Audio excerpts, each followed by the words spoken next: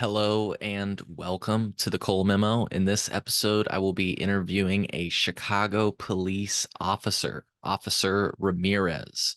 I'm constantly asking on this show, is cannabis legal in the state of Illinois? Everybody says it is, but all too often people are still facing legal criminal consequences. If you'd like to hear some of these stories, you can go to thecolememo.com/is it legal?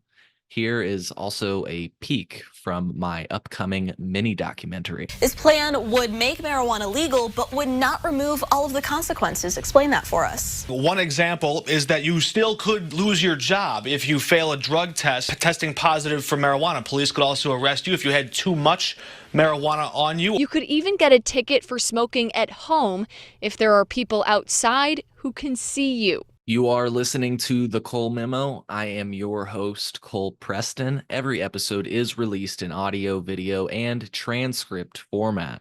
To find the transcript audio or video version of any episode, please refer to the description of the episode that you're listening to now. Within that description, you can find a link that will take you to our website, which will display the transcript for this episode and the platforms where you can find this episode in audio or video formats. If you're unable to locate the episode description on whichever platform you're listening from, simply take note of the episode number and visit thecolememo.com. From there, you can find the corresponding episode using our search functionality. You'll then be able to access the audio, video, or transcript version of that episode.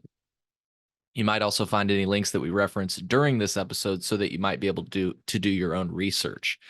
If you're not listening to this episode of the Cole Memo on Patreon, then you're listening to this episode about a year later than our patrons. I actually recorded this interview last spring, I believe, at Benzinga on the street with Officer Ramirez.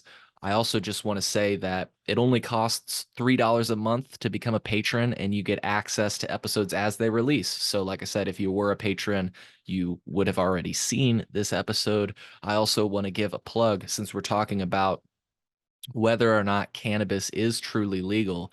I just recently released an episode on my Patreon, which breaks down the fact that if you're a cannabis user, if you've used cannabis within the last month, you might want to think about operating a motor vehicle.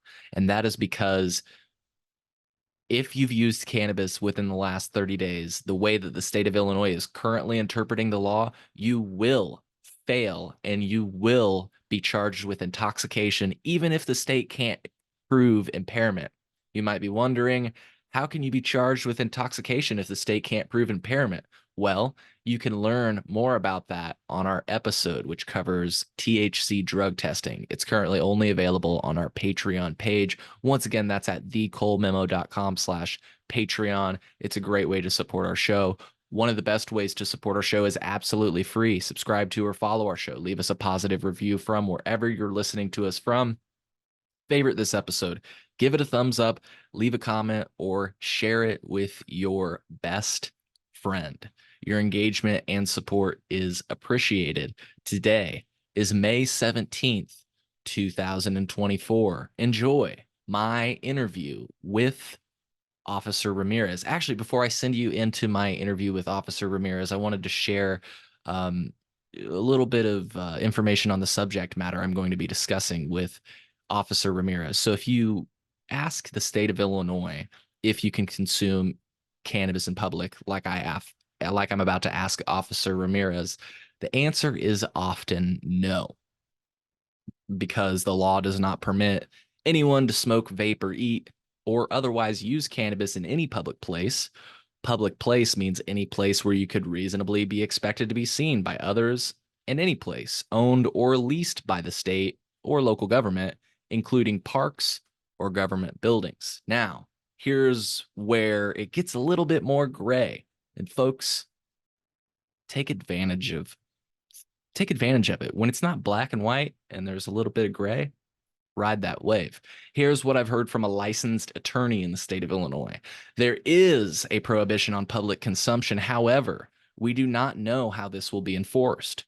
Prior to this bill passing, a lot of jurisdictions had created ordinance violations for cannabis use in public. So We assume if jurisdictions will enforce public consumption at all, it will be similar to getting a traffic ticket.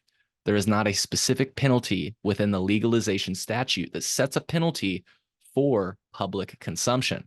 To be clear, the statute does prohibit consumption. However, it does not go into detail what the repercussion of public consumption should be. In short, it is illegal to consume it in public, but there doesn't seem to be a clear penalty for that type of activity yet. And that all depends, of course, on what jurisdiction you are in. All I'm saying, folks, is that maybe you get cozy with the people that are in charge of your local municipality, people that are in charge of those ordinances, and make sure that you don't have one and make sure that you never do. That's how you can consume cannabis in public. And now, enjoy my interview with Officer Ramirez from the Chicago Police Department.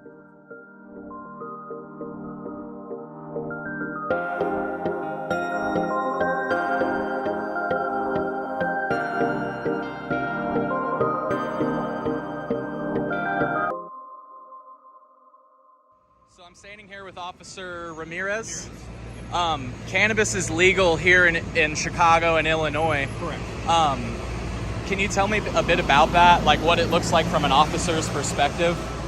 Any differences from before it was legal? I'm neutral about it, honestly, so I'm really not at liberty to say what I feel personally about the law or whether I like it or don't like it. So, Oh, sorry, I meant that official. No, it's okay. I meant like how's it changed your job? Or has it? Kind of have. It depends how it's being transported, because according to the Chicago municipality, it has to be transported in a certain way, like an odorless container. It has to be sealed. Right. You can't smoke it on the public way or in your vehicle, because that would be considered a different type of DUI, because you're driving under the influence of drugs. You can smoke it or consume edibles in your own home. Gotcha. So, but other than that, or whatever place of residence, but nothing's changed that much in my opinion. But if we find dope in the car, it has to be. They could be cited for not transporting it correctly. Gotcha. So every county and city municipality is going to be different. So they're going to have to know their laws. They're going to have to know what they can and can't do. Because let's say in New York, for example, you could smoke, I believe, smoke marijuana in public on the public way, and there's nothing an officer can really do about it because it's illegal. But in that area, either in New York City or in the state of New York itself, so it's up to the person that's going to use marijuana to know the laws ahead of time. Just make sure they're legit, and then go from there. But is that a difference between New York and Chicago? You can't just walk out and smoke. No, you can't do that. You can't smoke it on the public way. You can't smoke it in a park. Do you get arrested if that happens, or how do you guys generally deal with that? It would probably be maybe a ticket or something like that. Like it's called an administrative. It's like an administrative ticket. We call them A-notes. Gotcha. So, do you do much of those? No, I haven't. No? I usually just ask them to put it out and they can buy it. Okay. Because whatever. They may have not have known. Sure. So I just give them the benefit of the doubt in that sense. So, but again, like say if you're smoking a cigarette in the park, I can technically write a ticket for that. But oh, really? Because that's not allowed. Smoke Smoking's free. not allowed. Yeah. Drinking alcohol, consuming alcohol is not allowed. You can't have glass in a park because the glass can cut for children. But again, give them the benefit now. Hey, just want to let you know glass isn't allowed, liquor isn't allowed. Do you mind dumping it and just taking it out? And then if they're compliant, fine, they can stay. But because they just may not. Right. And different states have different laws. Different counties have different laws. Right.